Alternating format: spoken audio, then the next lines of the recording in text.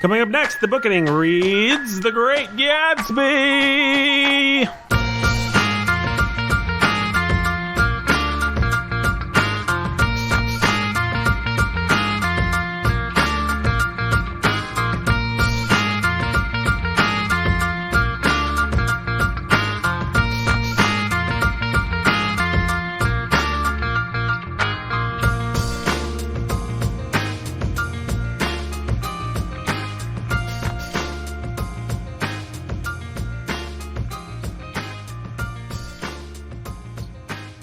Hey everybody, welcome to the Bookening. This is Nathan. I am your humble and obedient host, and we're starting over. We did a dud take. Maybe I'll put it on the end of this episode or something. You can hear what a dud take sounds like. But we still pretty good. Yeah, it's fantastic, actually. It's better than what we were doing now. We like to keep things at a certain quality level here, and I mean, not too good, not too bad, but just here, where we're at right now. If it was too good, then it would set expectations too high for the next episode, and we can't have that. No. We need expectations to be exactly where we want them to be. C+. C+. That's what you aim for, a C+. You get a C+. You get a C+, if you're good at what you do. Yeah. Brandon? Hey. Did I introduce myself? I don't know. Well, I'm Nathan Howerson, your humble and obedient host. That's Brandon Chastain, scholar who's a baller of reading. Brandon, 2019. You still feeling good being the scholar who's a baller of reading? I think I'm fine with that name. You think you're fine with that name? Yeah. Okay, that's a very politic answer, isn't it? This is my year of being very political. I think I'm fine with that name. Yeah, I'm going to try out for some politics here in 2020. All right. Getting ready. Hey, we should introduce the other person that's here with us, Brandon. Let's do it. Why don't you do the honors? This year, he is still known as the pastor who is a master of reading. It's Jake Menzel. Well, hi. Also known as the CEO of Warhorn Media. Why don't you ask him how he likes the titles, if he's still happy with them, if we need to change anything up? Is this how we're going to do this? Mm-hmm. Are you still happy with your titles? Would you like to change anything up? If I answer yes. You don't know what you're going to get. Yeah. You're leaving it wide open. So yes Nathan. to the first and no to the second. Okay. Yeah. Yeah. Yes, no. You are happy with your titles. No, you got to ask me to interpret. Oh, Brandon, will you interpret it, please? Yes, he's happy with his titles. No, he doesn't want to change it up. He doesn't want to change it up. No. I think he's kind of worried about what you might do if he decided to change it up. I was going to call him Beastmaster Funky Town. He was going to call you Beastmaster Funky Town. Totally. Let's do it. All right. Totally, let's do it. Introducing Beastmaster Funky Town. Oh, what's Jake up, y'all? Me, That's an interesting title to have to live up to. Hey, I think he's going to do it. I don't know. I think Jake will make a fantastic. He's got my vote as Beastmaster Funky Town for sure. I mean, he has those Winnie the Pooh characters under his foot. Yeah, he does. Beastmaster. Heck yeah, man. And we all, I mean, who can listen to Jake and not think of the word Funky Town? That's what I always think of. That's my question. The song's always running through my head when Jake walks into a room. He does generally walk in slow motion with strobes going. I don't think too hard about it, actually. I probably should have thought harder about it before I said it, but hey. Probably. Hey, there goes the airplane. Indicating baggage. Check the part of the show where we indicate the baggage. Or, that was a weird way to say that. We don't indicate the baggage. The part, well. There it is, the baggage. Yeah, there's the baggage. Moving on. Oh no, Brandon, watch out. Baggage is falling out of the plane. Oh no, hit me. Oh, I'm dead. Brandon's dead, everyone. You're going to have to get another person to fill my spot. The sound of Ghost Brandon we're hearing right now. Yeah. We'll just have Ghost Brandon do it. Yeah. Okay, hey guys. All right, so Jake's going to be Beastmaster Funky Town, and you're going to be Ghost Brandon. Ghost Brandon. For 2019, hopefully we can bring back the real Brandon. Our show has become a crummy DJ show, by the way, not Beastmaster Funky Town and Ghost Brandon. Hey, ooh, Nathan, booing right at you. Ghost Brandon is such a lame, like, DJ sidekick character. I mean, obviously, Beastmaster Funky Town is an awesome. That's fantastic, totally. Right? Especially that since I died getting hit by like somebody's suitcase. Somebody's suitcase that fell. I'm gonna make that my new handle on social media. I think you should. You should. I think you should. Beastmaster Funky Town. So baggage hit Brandon. All right. And I'm dead. He died. Now I'm Ghost Brandon. Ghost Brandon, though, still maintains your memories. Do you, when your brain dies and you become a ghost, do you maintain? We can ask you this question since you're here and you're dead and you're a ghost. Do you still have your memories? I do. Sweet. Yeah. Wonder how that works. I guess it's not all connected to the cognitive processes of your brain. I guess not. We're more than matter. We are more than this crude matter. Yeah, we're more than just matter and synapses. Synapses. All right, in your face, Radio Lab. Who do we want to? So baggage check is what happened is when that plane went over, that indicated baggage check, which is the part of the show where we talk about our baggage. So we'll go with Ghost Brandon first. What baggage did you bring to The Great Gatsby? To The Great Gatsby. I read Gatsby in high school, and I don't think I really understood a word of it because I don't really remember any of it. Right. And so now I've reread it. In college, as an undergrad, so my freshman year of college, I read This Side of Paradise on the recommendation of a friend, and I loved it. I thought it was fantastic. The writing won me over, his poetic prose that you see in Gatsby. So I was quite a big fan of This Side of Paradise, though I never went back to Gatsby until now. So what my thoughts are on Gatsby, we will find out. I'm excited to hear those thoughts, Brandon. Thank you, Nathan. Jake, same question. Gatsby's one of those books that I would have never read in high school because it was assigned, and so I didn't. And I am 98% sure I listened to this book on audiobook while I was painting. I spent first year of marriage, and so straight out of college through pastor's college, training for the ministry as a commercial painter up in Indianapolis, which was about an hour commute. My wife would go to the library and get me audiobooks, and pretty sure 98% sure this was one of them. Listened to this driving to and from Indianapolis. So this was my second time actually reading it, and then I've seen at least the DiCaprio version of this movie. Did it make a deep impression? Did you? I guess you didn't even remember. You say this as if you didn't even remember. You're not 100% sure that you actually. I remembered read it as I was reading it. I must have read it before. Could it be DiCaprio residue? No, it couldn't have been DiCaprio stuff. DiCaprio residue. Spontaneously combusted in your mind. No, it wasn't. No, it was moments in the book itself. I hear a kind of a theme going on here, but yeah. Yes, that's what I'm trying to tease out, and I'm thoroughly disgusted by the term DiCaprio residue. I'm not. You're happy. It makes you happy. Yeah. Great. Nathan, what's your baggage? Well, my baggage is, this continues with the theme that Brandon was just noting, which is that I want to say I've read this now. I'm actually not quite sure. It's possible that before today, or before the Bookening, I'd only read this novel once, but I think I'd read it at least twice, maybe 3 times. I'd read it, I know, in high school, and then I think another time, I actually think not that long ago, like maybe just a couple of years ago. But I would say this is one of the number one novels, and I suppose this will be a segue into our conversation because I don't have a lot of baggage with it. I guess I'll say I like the era. I like Fitzgerald. Generally speaking, I've read some short stories. I've not ever completed any of his other novels, although I have started some of them. I have read some really great short stories by him, and I've read some bad short stories by him, some of which I think are critically assessed to be bad because they're the ones that he wrote, like Brandon was talking about last week, for money, just to submit to the Atlantic or whoever would have published them. So I've read some of those. But generally speaking, I'd say I would think of him as a good writer, and I love the era. I love The Lost Generation. I love those guys. I love their prose style. I generally enjoy reading anybody from that group. Having said that, I cannot tell you exactly how many times I've read Gatsby, and I can say that going into it, it was very hard for me to remember anything that happened in the book. It was all really hazy. And I had some more concrete ideas because of the stupid DiCaprio movie. I had some images in my head from that, and I could kind of link them back. Like I could use that as my sort of archaeological keys to get me back to figure out what the book was about. But it's really more so. There's only one other book I can think of that had this effect, and it was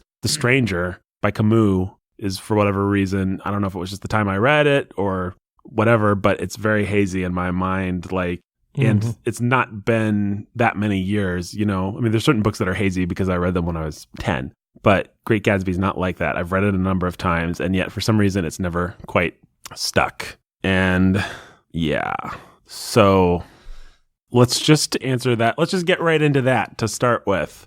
Anybody have any theories on whether I'm right or wrong? It sounds like we've all had similar experiences. As to whether it stuck with you, I think you're right. Okay, great. Okay. Thank you. I confirm that I believe you. But it sounds like we all had a somewhat similar experience and that we had trouble recollecting this novel until we entered back into it. I think it has to do with the prose style and the narrative. Well, in particular, the narrative style. Yeah. And the Nick retells this in kind of a hazy, humid way. I mean, I guess part of the genius of it is that it captures the vibe of that time in his life, that era, the hot, humid alcohol. Yeah. What's the modifier I want? Hot, humid. Drowned. Swimming Haze. pools. Wet. Watery. Yeah. Steeped. Mm-hmm. Yeah, that's kind of what it That's is. It's steeped. Because I was interested to see I couldn't remember if all his prose was like this. So I've actually restarted This Side of Paradise. Mm-hmm. And it's not. This Side of Paradise is clearer, and it's more of a satire on Amory Blaine. Right. He has more distance between himself than Nick has with Gatsby. So there is a cloudiness, a murkiness to the style in Gatsby that's not in This Side of Paradise. I can't speak for his later novels. Yeah, which could be brilliant. I mean, it's almost like he's capturing the feeling of an alcoholic Of being inebriated. memory, like the kinds of memories you have from a New Year's Eve party, say. This is not the kind of New Year's Eve party I had this year or any of my friends did, because we were all at the same New Year's Eve. But I'm sure we've all had the experience. I think I can speak for all of us that we've all had the perhaps not entirely propitious experience of having an evening of drink, which turns into a somewhat hazy memory with some sharp points that you can kind of look to and a general feeling associated with it. But it's not real clear in your mind. Mm-hmm. This novel is, maybe Kind of like that. And Yeah. it kind of captures, okay, guys, we've all had too much to drink in this room before. So it captures that at times the euphoria, at times the confusion, at times the Sickness. sickness. Yeah, absolutely. But it really mostly captures the depressed aftermath, I would say. Yeah, the hangover. Yeah. Yeah. And that's a lot of what this book is like, This book does kind of just feel like a hangover. yeah. That's interesting. And it sort of goes away like a hangover after you read it. It's just like, well, that was pungent, but then And it sort of drifts. yeah. I don't know that it's going to this time because we're doing a couple of podcasts about it, so it might stick more for all of us this time. Yeah, we read it differently, and Right. we're discussing it. And I'd never discussed it before. Yeah, it's like I said, I had completely forgotten that I had any contact with this actual book, but I knew this story. I watched it. Like, I was like, oh yeah, I know what happens next. Oh yeah, I know what happens next. Oh yeah, I know what happens. At a certain point, I was like, oh yeah. But even then, it was like some of the details were just like not there. It was like, oh yeah, somebody's gonna kill her with the car. I forgot significant Somebody, things like it's that. important who's driving. I don't quite remember who. Like, I had to jog my memory, and eventually I got it. But it was like, I had even forgotten that Gatsby died. oh yeah. Which is pretty bad. Well, no. he I spent a significant amount of time. I know that he comes to a ruinous end. Does he get exposed as a bootlegger to the FBI? Does Tom call somebody? Is there a hit? Like, it just took me forever to like remember all of these things that I already knew. Like, and once we got far enough into the story, I remembered certain of those things. But it was just like, and I'd seen this stupid movie too. Yeah. Well, I haven't seen any of the movies, but what is kind of brilliant about this is that maybe I'm going to talk myself into liking the novel. Yeah, well, go ahead. Everybody comes into each other's life and then they just disappear. Mm-hmm. Like Jordan Baker and Nick have this brief relationship and then it just is quickly over. Right? You have that one scene where Jake he's sitting next to a wall, which is unusual. I'm just going to tell the listeners what happened. Rearranged. And he decided to swing his arm back dramatically, or really just kind of stretch it. Yeah. And he slammed his elbow into the wall, and now he is in great pain. Yeah, it hurts. Caught it just right. Are you okay? Wasn't funny, I guess. That wasn't funny. No, I will survive. He will survive. Yeah, it wasn't As funny. long as I know how to love. As long as you know how to love. Yeah. Yeah. Do you know how to love? I do. Okay, good. Great. Problem solved. What were you saying, Brandon? I'm sorry. Yeah, everybody passes in and out of each other's lives very quickly and without too many repercussions, except for the Wilsons. Yes. They're the placeholder for something that's different. But everybody forgets about Gatsby at the end. He only has those few people that show up to his funeral, except the owl, the guy with the glasses who has the owl eyes. He shows up. I haven't really teased out as to why that would be important that he's the one that shows up. But he's the one that's in the library, sees the books, and he thinks they're all fake, but it's just they've never been opened. Right. Or they've never been, the books haven't been opened. Back then, the books had the paper seal on some of the pages that you would actually have to take your paper knife and open the pages. And so you could actually tell whether or not a book had ever been read.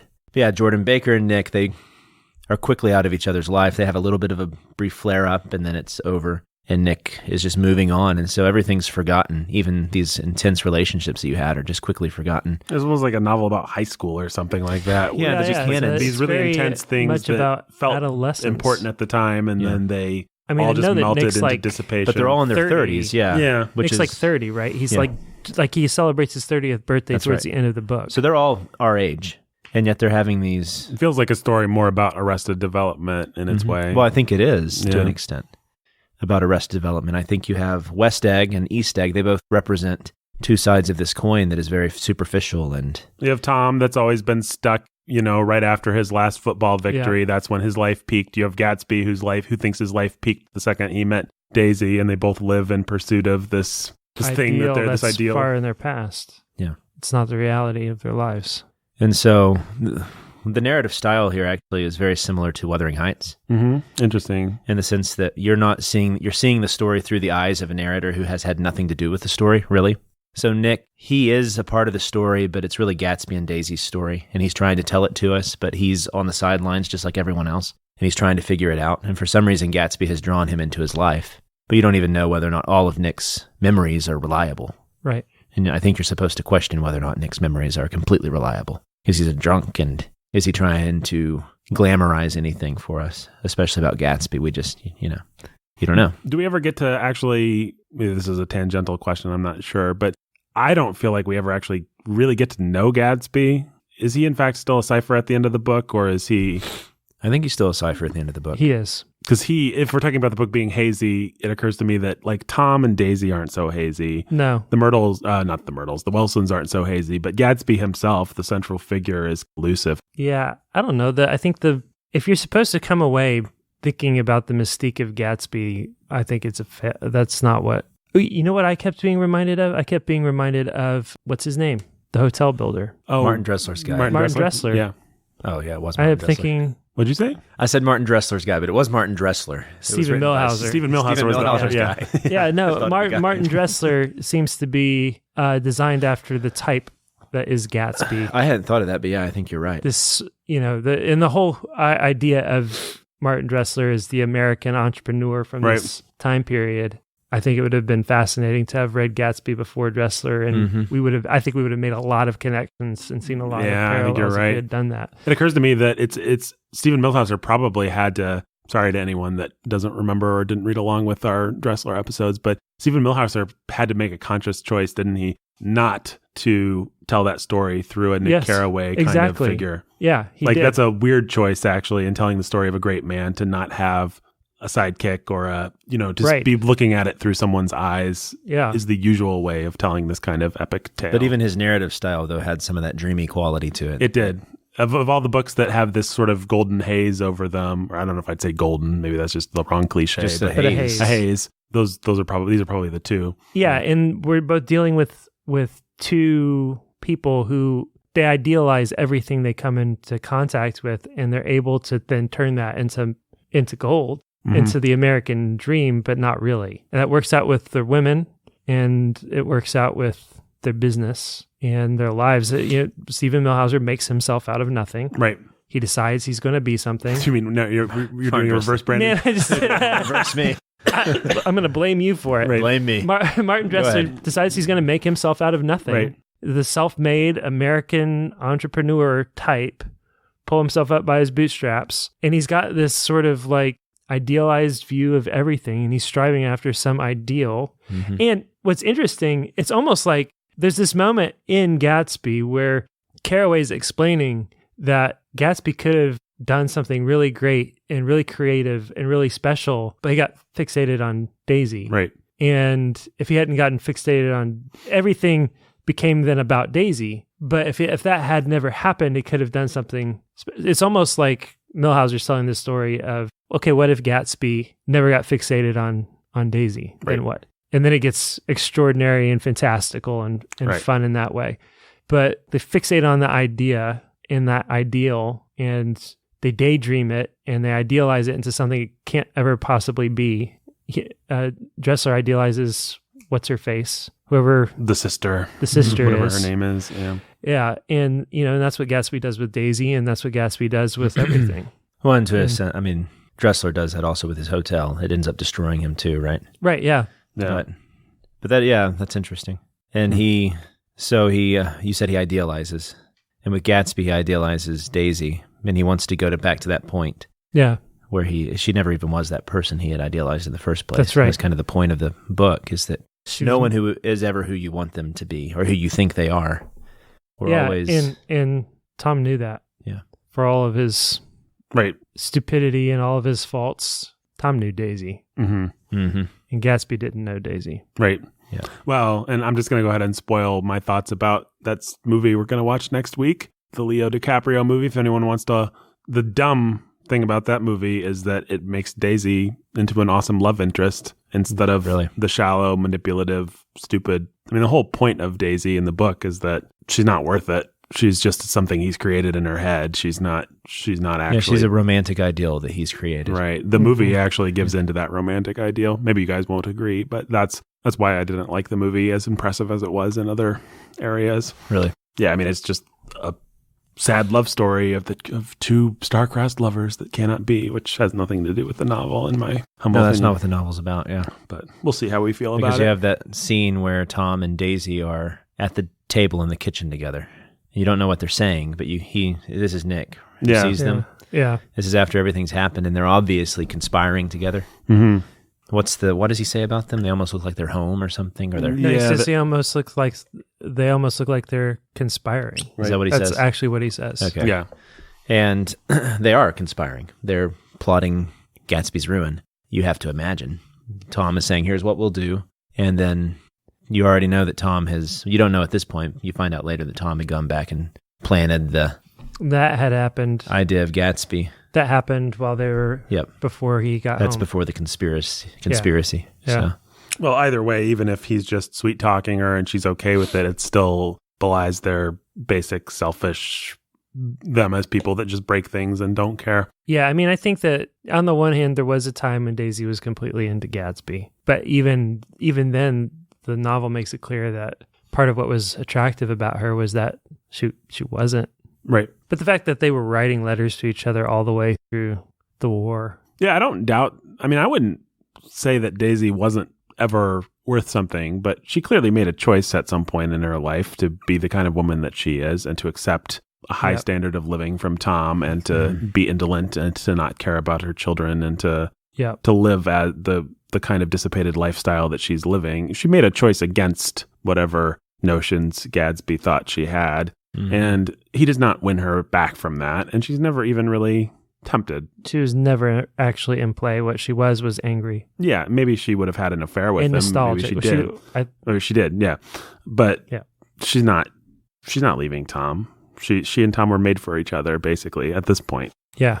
Whatever she used And that's to be. what she realizes. Right. And that's what Tom knows. Right. Yep. Well, in terms of the style, I just wanted to finish that thread up a little bit. What is it? Because I think it is the story, but what is it about the way that he tells the story that does give it that haze? Like, why do things not... We said he's doing this effectively and purposely, most likely, but what is it exactly that he's doing? One thing I noticed, and this can get us going, is he would skip over things that you were told happen. Like, or he would jump ahead. Yeah. So Gatsby invited him to go on his seaplane or whatever that was, the first time he ever meets Gatsby. We never even get that scene. Right. We only find out that it has happened because he skipped weeks ahead or something, and you don't really ever have a clear sense of time as to where we are within the summer. Yeah, so the way that he jumps around is, I think, a big part of that. And now here's the chapter where I'm going to tell you who Jay Gatsby really is. Yeah. I'm only telling you this now as a placeholder for there was some time passing, and so I don't know. But this is going to come up later and figure in later, but I'm telling you here for some reason.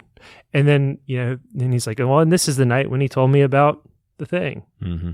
Well, Nick's not actually around for two of the most pivotal moments, which are he goes for a walk when Daisy and Gatsby are reunited. Yeah. He comes back with their relationship having rekindled, but he doesn't actually see how it happens. Mm-hmm. And then, obviously, Gatsby's death. There's any number of things that would be the high points, the climactic moments in another novel are told after the fact as exposition from Nick. A lot of narrative exposition. He's there for parties and for confrontations. It's all narrative exposition and dialogue, and there's like no action except for usually with Tom. Tom will Exactly. actually come into the Tom's thing the and be actor forceful and who is doing things. When Tom's on the scene, then you get some action.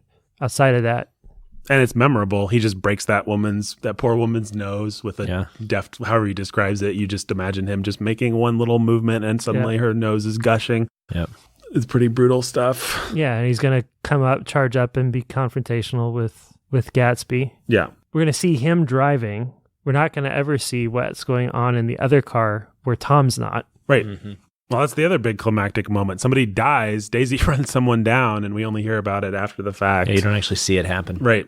That's interesting. The other thing I kind of thought was he doesn't, his style, to get a little bit more specific just about the way he words things, it's great. It's also an interesting style in this book because it doesn't actually give you a lot of concrete images, at least not the way that I imagine things. The example I pulled out was, he smiled understandingly, much more than understandingly. It was one of those rare smiles with the quality of eternal reassurance in it that you may come across 4 or 5 times in life. It faced or seemed to face the whole external world for an instant and then concentrated on you with an irresistible prejudice in your favor. That's one of my favorite paragraphs in the whole book. It's also, I don't know what that smile looks like, you know? No, but that's... It's a beautiful but you know the sense. It's a beautiful piece of writing, and it gives you a feeling, and it's like poetry, but it's not image poetry. You know what I mean? Yeah, it's just emotional poetry. Yeah. It's evocative. Which is, his style is very evocative as opposed to, like, I don't really know what... It's emotionally evocative in a sense. Yeah. Right. It's not visually evocative. Yeah, because, for example, I don't really know what Gatsby's house looks like. Right. But I do get the sense of what it must feel like to see Gatsby's house. Right. Yeah. Same thing for the characters, actually. You know, you get a sense of them as types, as archetypes even. You know, his next girlfriend is going to be laying on the couch and she's going to be kind of indolent and still and everything. She's balancing something invisibly on her chin. Right. So that gives you a sense of, it's like, I know people like that, but I don't instantly conjure up a picture of her. Right. Yeah, the closest you get, again, is Tom. Mm-hmm. You know that he's muscular. He has a hunk of muscle behind his neck, but... Yeah, he really stands out, actually, in the novel, doesn't he? Yeah. Yeah. Yeah, it's almost like everybody's a ghost except for Tom. Yeah, it's interesting. Even the sort of archetypical characters on the fringes, like the Jew, and they're all... shades. Well, I would actually say the places where he does get into image stuff are some of the places that are weird for me. I've never cared for... I actually do. I have one memory of reading this when I was a kid or when I was in high school, which is that the eyes of Dr. Eckelberg or whatever, the chapter 2, I think it is, really confused me at whatever age I was. Like what was even going on there? Yeah, like I didn't understand that it was a billboard for the longest time. And I was just like, what is this? And it took me forever to figure it out. I don't think, I hate to date myself this much. I'm not sure that the internet was a thing that I could just figure it out. I could just check. Or if it was, I would have had to like go to the library and log on. But it comes back, doesn't he? Eckelberg? Yeah, it comes back and it drives, it in a, I think, kind of cheesy way, drives the narrative at the end with Wilson being like, I'm being looked upon by God. And... Well, that's where the plot bothered me a bit there at the end, because I think it's just him really trying his best to tie this to early, late capitalism, whatever you want to say, and commercialism in the 1920s, and going off the deep end with the whole West Egg, East Egg stuff, and his exhaustion with American capitalism, and it was becoming more of just an allegory at that point. What is it that you don't buy would happen to these people organically? I get at the end that, what am I going to say? Tom was the one who went back and told Wilson, right? I just didn't get the sense that he had convinced us that Wilson was the exact sort of man who would then go hunt this guy down and shoot him in his pool. I was pretty unconvinced by that. I thought it felt a little bit... Tom, the guy who can't stand up to his wife? Yeah. I thought it felt... I mean, maybe this guy would, but I didn't feel like Fitzgerald had really convinced me there. Yeah, you have a couple of big asks. You have to believe that the Daisy just gets away blithely with murder and there's no investigation or anything. But what really bothered... So standing before him, Michaelis, whatever his name is, saw with a shock that he was looking at the eyes of Dr. T.J. Eckelberg, which had just emerged, pale and enormous from the dissolving night. And so this is the character that's supposed to be connected to God in the mind of Wilson. And so what you have is Fitzgerald's playing on this trope of the simple-minded yokel, who's the peasant, Right. Yep. being taken advantage of by the big machine. Yep. And so finally he's going to come back and he's going to be the one who throws a wrench into the machine. But in Telltale fashion, he really doesn't throw a wrench into anything. He just kills the other dreamer, the other person who's just ancillary to everything, and the machine gets to keep going and chugging along. Right. That felt to me, that just felt like cheap allegory. I really wasn't convinced. Well, I'm also not sure I buy the moral of the allegory. Like, Yeah. the Toms and the Daisies lost and the Gatsbys won in real life. We are the generation that comes from the Gatsbys of the world, not so much. Yeah, the Trump is a generation. West Egger. Yeah, exactly. Trump is not an East we were Egger. touching on this a little bit last episode. Yeah, I felt the whole fantasy, we live in a whole fantasy world that the West Eggers just also lived in. And I felt like I felt that particular part of the novel was pretty cheap. I felt like he was being manipulative. And I didn't feel like he was doing me any favors there. This is not a typical question for the Bookening, I don't think, but might be fun. How would you have done it? I actually don't. I've thought of this and I don't know how I would have done it. You have to have Gatsby's empire, you have to have his dream collapse somehow. Right. Right? Yeah. I don't know if you have Tom kill him because Gatsby just won't leave and he tries to come into the house or something. I don't know. How would you do it? I mean, it felt like it was building towards a violent confrontation with Tom. That's kind of what you're supposed to think. My instincts were going there. And I think that he pulls that away from us because, again, he wants to go for this powerless gesture. I think I'm happy with everything up to the point where Gatsby's now waiting. And I think I would have forced Gatsby to make a decision to take the fall or not, and to leave his past behind. Mm-hmm. And if he leaves his past behind, it can ruin him, and that's fine. Either way, he may end up ruined, but he's got to have a decision to leave the past behind or not, to take the fall for Daisy or not, to realize and accept who Daisy is and who she's become. And just, or that's not. true. Well, that would force vitality onto Gatsby. Like he would become, that was a very pretentious sentence there. Sorry, guys. That would force vitality onto Gatsby. He would become more than a cipher if he had a relatable choice to make. That's exactly why I would do that. Is he going to become a real person or not? That's, to me, instead of taking the question off the table and leaving this mythical character out there, let's see if we can make him become flesh and blood. When his myth falls apart, what does he do? What happens to him? Yeah. Yeah. When the myth falls to the ground, what happens to him? Yeah. What does he do? Does he decide to cling to the myth and go down with it? Or does he decide to grow beyond it? Either one of which is ruinous. I mean, he's either going That's right. Either way, it's a real problem, and you can end it from there however you want. Right. But that's the question worth answering. In my mind, I would go for it. Mm-hmm. Well, and if you tell that answer, you might, like, one of the things that I've never understood is Nick's relationship with Gatsby is, like, he tells Gatsby, what's his last line? The thing that he's always happy, he said, you're worth a whole bunch of them or something like that. Yeah.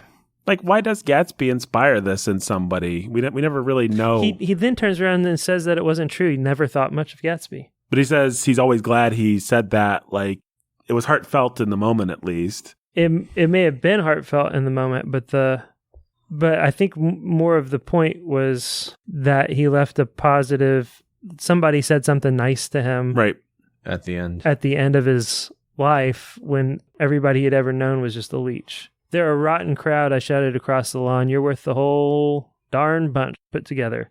I've always been glad I said that. It was the only compliment I ever gave him because I disapproved of him from beginning to end. Yeah, that's right. And he may have actually meant it, but all he means by it is, I think that you're a terrible person. Yeah. You're still better than all these. But you're still better than all these much more terrible people. Right. Yeah, so I think that, this is helping me really put a finger on what kind of bothers me about the ending of this novel. I don't particularly think The Wasteland is a very successful poem either.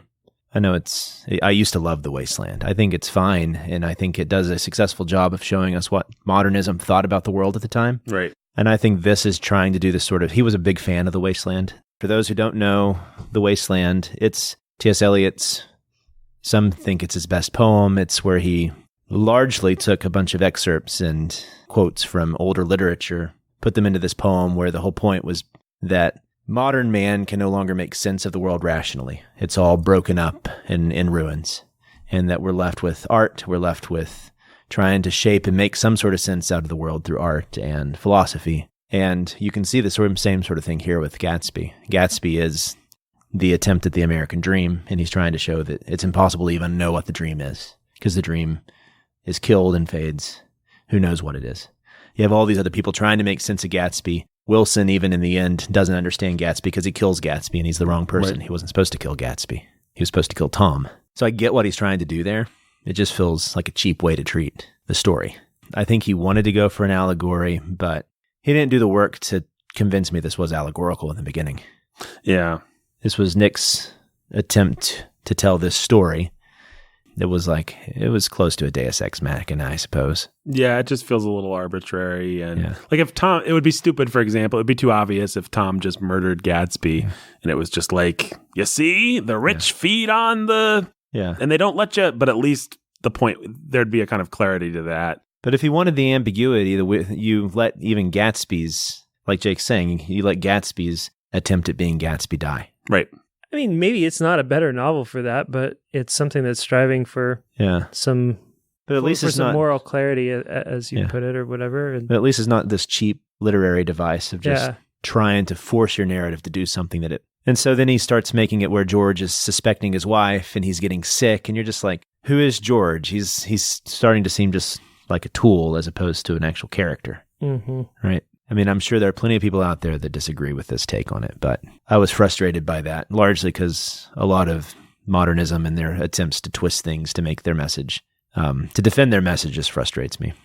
So. Yeah, I don't know that I was consciously frustrated by it, but now that you bring it up, I mean, I didn't think to be annoyed by it. But for example, I know this is a book that I have a troubled relationship with. Midnight's Children is a very postmodern book, but at least he convinces you from the beginning that there's some allegory to it. Right.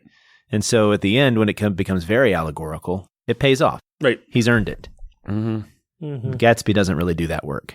Yeah, that's my biggest gripe. I actually kind of like this book. Yeah. I don't want people to leave saying that.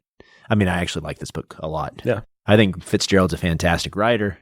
I think overall this book works. I know people tend to think that I hate every single classic book that's ever been written. Mm-hmm. Whenever you feel like criticizing anyone, just remember that all the people in this world haven't had the advantages that you've had. That's right, Brandon. I know. Fitzgerald hadn't had the advantages of moral clarity and biblical knowledge and... If only he had. A great podcast to discuss Gatsby didn't literature. have the advantages that Carraway had, just like that. Yep. I mean, okay, so if you're going to argue against what Brandon's saying, you could argue that it's actually Carraway's story, even though it's called The Great Gatsby, and it's the story of these people that he met and this thing that happened. It's more about the impact on him. So it's ultimately sort of doesn't matter how Gatsby's resolved. Okay. Okay, whatever. I mean, in other words, you're wanting... Like Jake's version forces Gatsby to actually make a choice and effectively pays off the story of Gatsby. But actually, who cares? It's not the story of Gatsby. It's the story of Nick Carraway's summer vacation, where he met a bunch of weird rich people, saw how the world worked, emerged a little bit older and wiser, and decided it's not for me.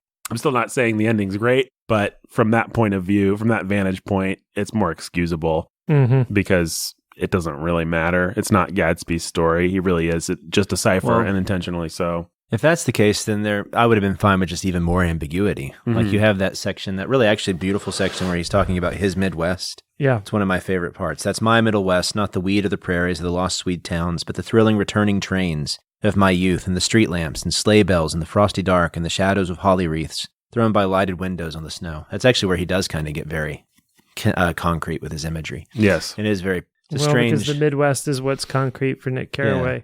But it's even there, it's just this middle space where he's passing. New York to is a dream. Yeah.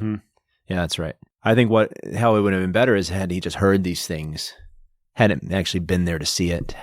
Gatsby's death. Right. Like these are just things I heard. I don't even really know what's the case or right. And I went to see Tom and Daisy later and they told me their versions of things, but I wasn't there. I don't know. Yeah. Who knows what happened really in the end.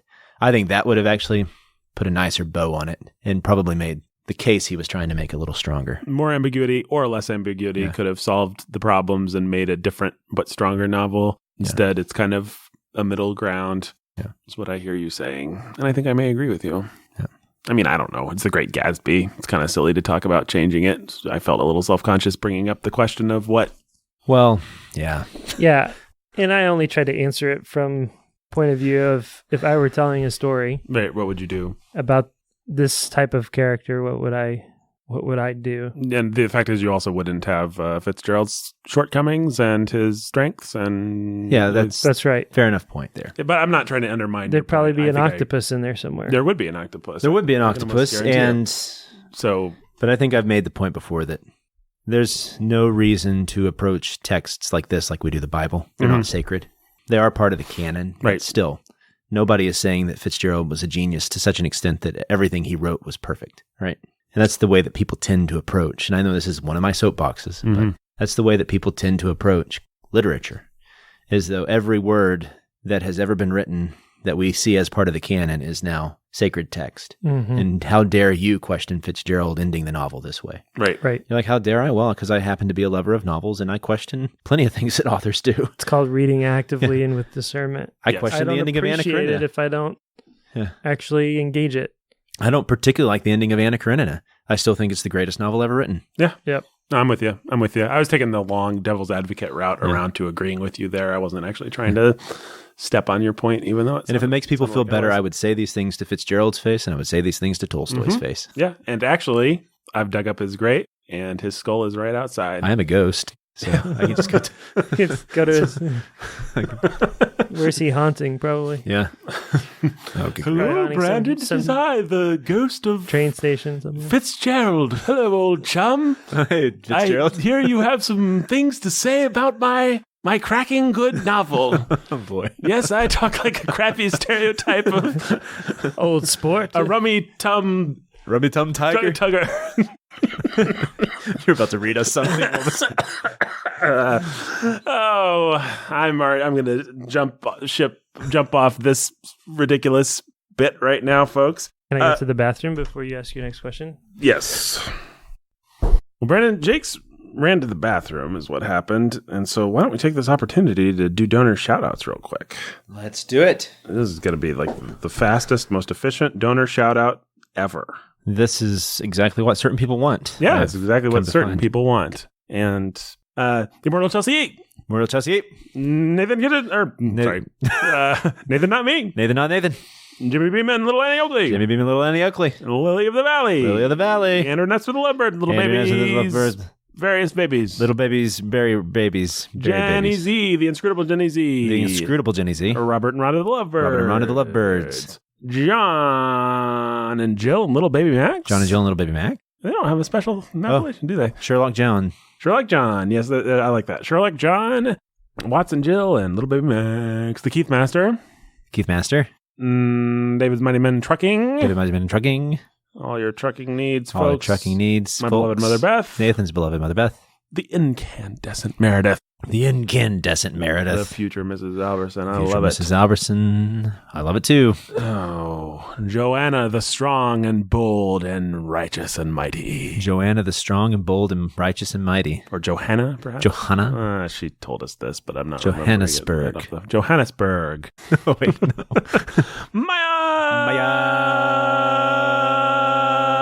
Maya! Roundhouse Ryan and Roundhouse Ryan and Jiu-Jitsu? Jiu-Jitsu Judy. Or was it Judo Judy? Judo Judy. Judo Judy. Danny the Dude. Danny the Dude. Danny the Dude. DJ Sammy G. DJ Sammy G. Wigga Wigga. Jay and Katie, who are cold and love cheese. And Katie, who are cold and love cheese. Benny and Dana Tiberius. Benny and Dana Tiberius. Eric and Catherine and little baby Silas. Eric and Catherine and little baby Cyrus. Professor X and Lady X. Professor X and Lady X. And, of course, Jeremy, the dark-hooded Lord of Death. Jeremy, the dark hooded Lord of Death. It is a very metal, very metal name. All right. Well, He is a big fan of metal. we got through our donor shout-outs. That was exciting. And now we're going to come back to the regular show. Copper, Jake is walking in the room right now. iron, bronze, Yep. Those are names of metals. different, there's ages, whole ages Yeah. named after those metals. I happen to know that this guy, he collects lots of metals. That's all he does. Yep. Well, we're just about out of time, fellas, but we're going to be back next week. We can talk about the novel a little bit more, but we'll be discussing the Baz Luhrmann, Leonardo DiCaprio movie as well. But for this week, we will wrap up our discussion by asking, do you, gentlemen, give the coveted BSOA to The Great Gatsby? Yeah, I do. me too. Great. Do you? Yeah. Why not? It's good. It's a classic. Who am I to question it? I would say in the Book of Nathan, it is a minor classic. Like, it's not that exciting. It's not the great American. It's not going in any time capsules. Yeah, ain't going to put it in any time capsule. But we're starting the year out with a bang. Yeah. And then we're on to Jane It's Austen. Better than Till We Have Faces. Oh, yeah.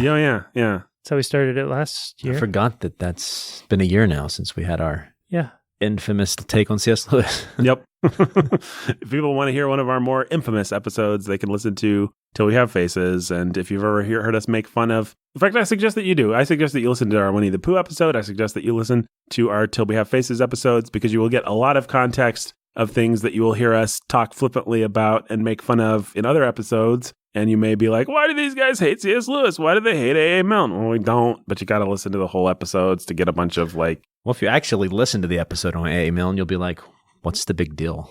Right. I think. Yeah, and if you listen to the C.S. Lewis episode, you'll be like, oh, yeah, I kind of hate him too. So... Yeah, he's the worst. He's villain of 2018. And I admire other things about him. Yes, there are things to admire.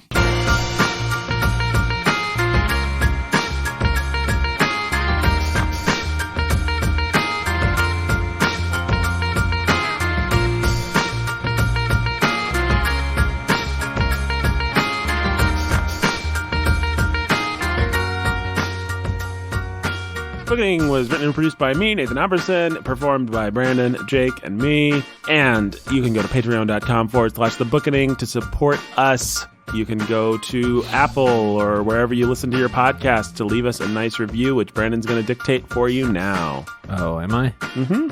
I'm not apt to do this. Brandon is not apt to dictate a review for you. No, they're not apt to do this. Okay. But the Bookening rocks. I'm not apt to do this, but the Bookening rocks. Yeah. It's a nice, short, simple review. I love it. Thanks for listening, folks. We'll be back next week. We're going to watch the Baz Luhrmann, Leonardo DiCaprio version of The Great Gatsby and discuss it. So it'll be this episode of The Bookening next week doing that. Wahoo. Wahoo.